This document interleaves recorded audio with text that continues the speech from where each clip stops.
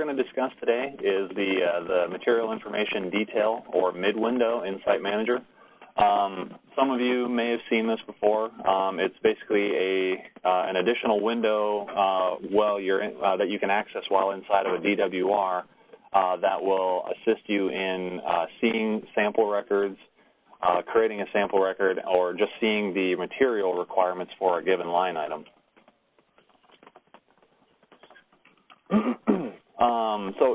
I'd like to throw this slide in there just to, re-show our contact information for construction support or material support. And then we have one shared email address that all of us can respond to.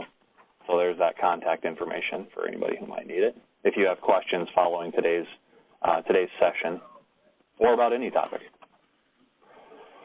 Okay, so DWRs and the mid-window. So most all of our inspectors have seen and used the DWR daily work report screen to log, comments and descriptions about what happened that day on the project. Very likely that they've also done some item postings or paying for some line items.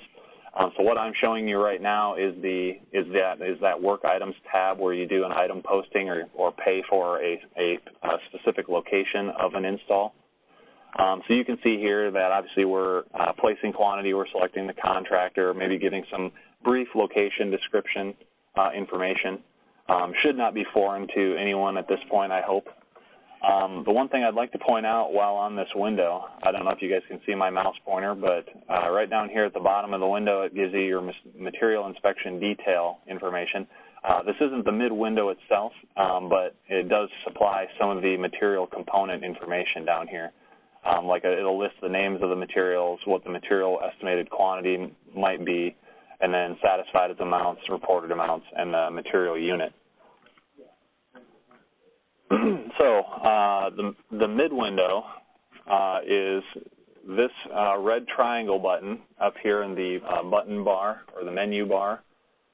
So while you have an item posting open and you want to access the mid-window, you can simply just click on this red triangle and it will open up the next window. So the next window looks like this. This is the material inspection detail or mid-window. As you can see, there's a lot of information being displayed here. At the very top, we have all of our, still are showing our basic line item information, including line item descriptions, supplemental descriptions, quantities that have been reported at various stages, bid quantities, things of that sort, unit prices. But then in the middle component here, we're showing all the material components that are going into that line item, at least all the material components that we have built into SiteManager. So for the example that I'm showing you guys now, you can see for the concrete inlet and junction boxes, we've got cement for interground blended type. We've got Class B and E aggregate, Class R aggregate, which those are kind of alternates of one another. Those of you who are familiar with the new 47B mix design process, I say new, it's a few years old now, you'll either be doing a Class R aggregate or you'll be doing a B and E depending on, what type of concrete you might be using for this, because the contractor, the contractor does have the option that they could use BD concrete for this. And if they did that, then you'd want to use the B and E material codes under this line item. But for the most part, most everybody's probably using R. And then the last material that you can see here is the Portland cement concrete. You can see on my scroll bar here that, there is a little bit more. There's probably more items listed or more materials listed here. I just, couldn't get them all in the one screenshot. And then in the bottom pane here is we're showing the associated test methods or test templates that we have associated to the given material. So if you select the material like I've done here with Class R aggregate, you'll see the test templates that are associated to that material. So yeah, that's the information we just covered there in the red box. So now to speak specifically to some of the numbers that you're seeing in both areas. Sorry, let me get rid of Michelle here. There we go. So the first box here I want to go over is the contract estimated material quantity. And this column here is is actually a number that uses a conversion factor, which is the conversion factor you see over here on the far right. So it will take this number times the bid quantity of the line item to come up with the estimated material quantity. So assuming that we have all the conversion factors entered in correctly, this quantity here should be the approximate quantity you should expect to use for that material. And then it also uses that conversion factor when calculating these other columns as well. We just don't, pay as much interest in those at this time. And then, of course, we talked about conversion factor, and then, of course, the material unit that we're converting to. So the conversion factor is needed when you have a line item that, say, in this case, is a cubic yard line item. We need to convert that into, say, tons for cement because we sample and test cement by the ton, not by the cubic yard. So all these numbers play into how SiteManager calculates the number of required tests that you have for any given line item. So when you're looking at the sampling checklist, which we won't be looking at today, but most everyone I think is familiar with it, when it's calculating the number of tests that are needed for a given line item, it's using these numbers to do so. As well as the bottom two numbers here, which is your sampling rate and your frequency. So for Class R, we're converting cubic yards to tons with this conversion factor, so we came up with 1.425 tons. Not a whole lot of quantity for, a single cubic yard. But had this number been higher, say it was, 10,000, then we would use the rate and frequency to determine how many samples we need in that amount of usage. So as we've used 2,000 tons of Class R aggregate, we need one sample to represent every 2,000 tons. So that's what these numbers are corresponding to. So as if we had used 10,000 tons here, then we would expect to see 5 field gradations for that particular line item. Hopefully that makes sense. I guess I'll stop right there if anybody on the call has any questions about the numbers that are displaying here and how they correspond to other things that you see in the system. All right. So just to kind of further relate some of this information to what you guys will see elsewhere, not even in SiteManager necessarily, but in the sampling guide. So for our Class R aggregate, when you look at that in the sampling guide, you can see that we need one gradation test for each 2,000 tons. And then in the next column, you see that we do verification testing every 6,000 tons. And then we also do quality testing, potentially every 6,000 tons as well.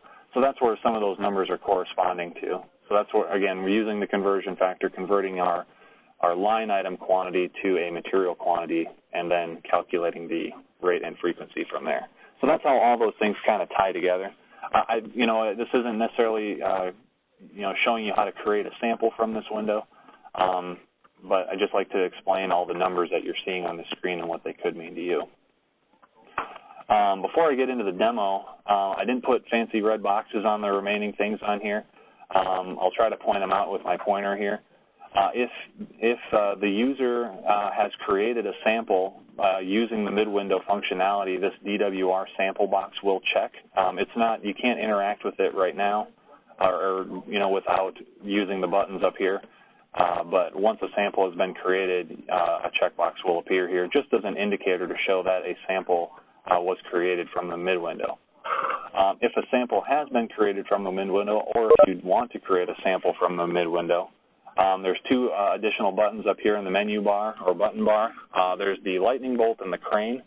The lightning bolt is to open an existing sample, and the crane, I believe, is to create the new one.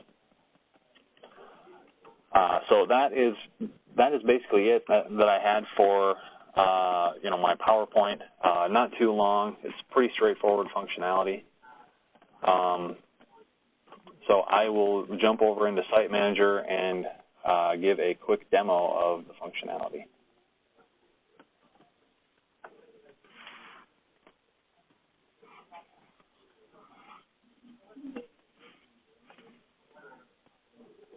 And I apologize apologize, we're waiting a little bit here for the DWR window to open. Our demo environment's just a little pokey this morning.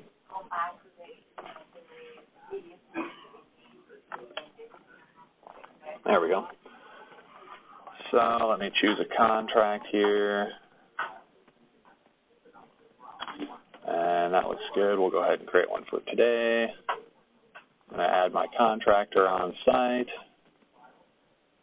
And bear with me, I'm just going to do the minimum information here just so I can get back to the item postings here. Obviously, if you're filling out a DWR in a more real sense, you'll want to fill out a lot more information. Okay, so here we are on the Work Items tab. I've double-clicked on a line item. I'm going to do an item posting now.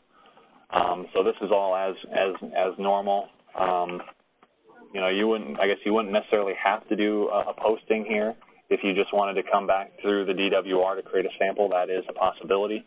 But more than likely, I'm guessing most are creating a sample after paying for an item. Okay, again, just filling out some minimal information. Here's that minimum information I was kind of describing back in the slides. You can see just some of that basic information that we'll see on the next screen down here at the bottom, the material components. Okay, but now to access the mid window, I'm clicking on the red triangle. The next window loads up. Here's where you can see, again, all those materials and their conversion factors. This line item is a little bit better of an example. You can see that my quantities are a little different rather than just kind of, you know, converting a 1 cubic yard line item. So you can see how those change a little bit. Kind of interesting. Okay, so I can see that I have not created any samples off of this DWR, so I'm going to go ahead and do so.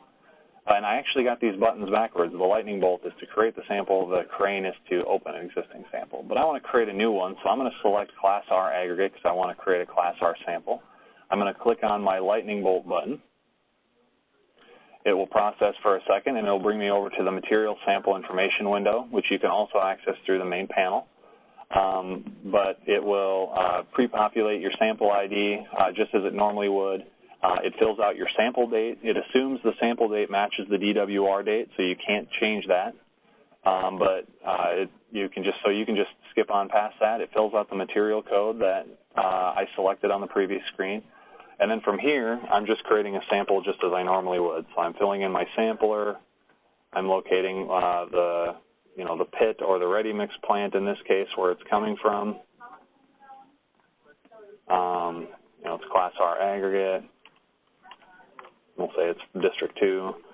I'm entering in maybe my reported quantity, whatever that might be. And of course, I have to have a properly formatted sample ID. And there we go. Sample record is created. And then I would just move on to filling out the rest of my information. You'll note that here on the contract tab, it does associate the line item from the DWR that I selected. So it does associate one item. And if you want to add more line items to it, you can just by making the appropriate selections. Whatever line items may apply. And then once you've done that, you're moving on to the test tab. You're adding your applicable tests, whatever those might be, and filling those out. But that, in essence, is the mid window and how you can use it. I'll show you opening this sample after it's been created. So you can see now that a sample has been created, that box is now checked. If I want to just open that sample, I can click on the crane, and it should go out and retrieve that sample record that we just created.